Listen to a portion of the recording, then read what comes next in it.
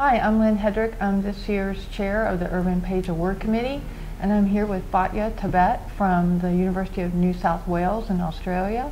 And I'm here to ask her about her research that she's going to present today and the significance of her findings. So Fatiha, congratulations on being a finalist this year. Thank you. Thank you very much. We look forward to hearing your work this afternoon. So I wanted to just ask you to tell us a little bit about your topic, a little bit about your research that you're going to present today. Okay. So I'm happy to be here. So today I'm going to speak about HDL-miRNAs and their significance. Why are microRNAs, which are short non-encoding RNAs, are on HDL? Where do they come from? Where do they go? So basically the intercellular communication of microRNAs by HDL. So this is the main topic for this afternoon. It's exciting. So this is a new field that people have discovered that HDL actually carries these microRNAs. Yes, and correct. that they're functional microRNAs. Yes. So we published a paper last year, and we showed that microRNA 223 in particular is one of the top microRNAs on HDL.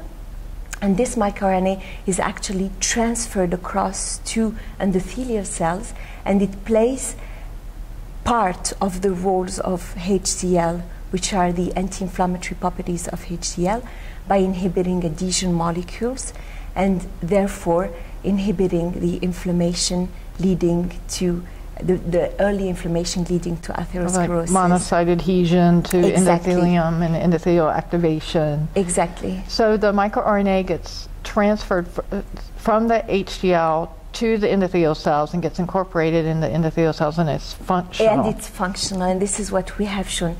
And today I would like to talk more about where does it come from, the mechanisms by which the export of microRNAs happen. And today I'm going to show that this particular microRNA miR223 is actually originating from myeloid cells such as neutrophils, and because this microRNA is very abundant in these cells. And the mechanism of export and transfer are actually quite specific and quite regulated, and this really? So what this is exciting. Thank you. So, okay, so give us a little bit of details on that, please. Yes.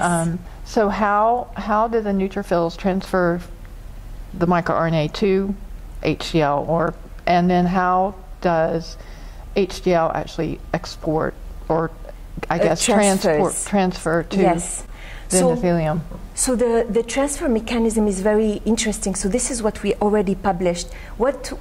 Originally, when we started this study, the question was very simple. It was, how do HDL regulate intercellular or intracellular microRNA in the cell? So we didn't know about transfer, we didn't know about any of that. So we just did a simple experiment where we looked at a gene array in endothelial cells, and we looked at 750 microRNAs and how they are regulated.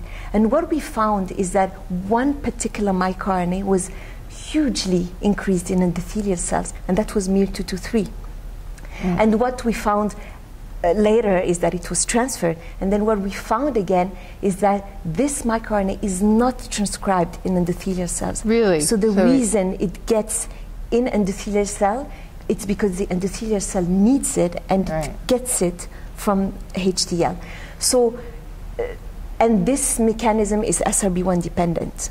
Really? So that's exciting. That's very novel. Yeah. That's exciting. Very that's exciting. Great. And then we wanted to know, is the export also regulated, and how? So we found that the export from neutrophils to endothelial cells, the export of microRNAs from neutrophils to HDL is also regulated, and the mechanisms are also SRB1 dependent, however different, because in this HDL induces the transcription of miR223 in neutrophils, whereas it didn't transcribe miR223 in endothelial cells. And once it transcribes miR223, it exports it. So it looks like the mechanism of export is only dependent of the need of HDL for this particular microRNA.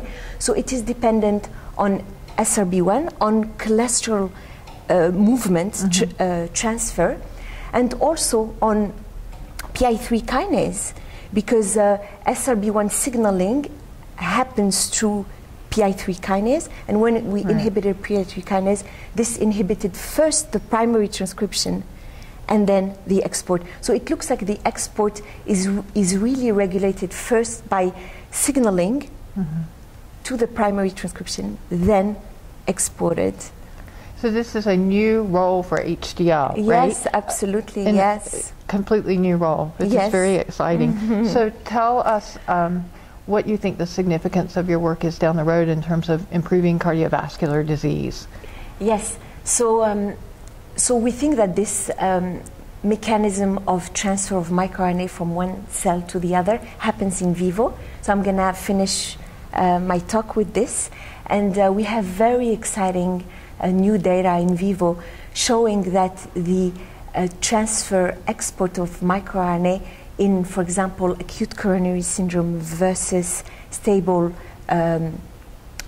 coronary artery disease is different. So it looks like during the transcoronary passage, there is this exchange of miR223 in particular, and we might be able to use this as perhaps biomarkers for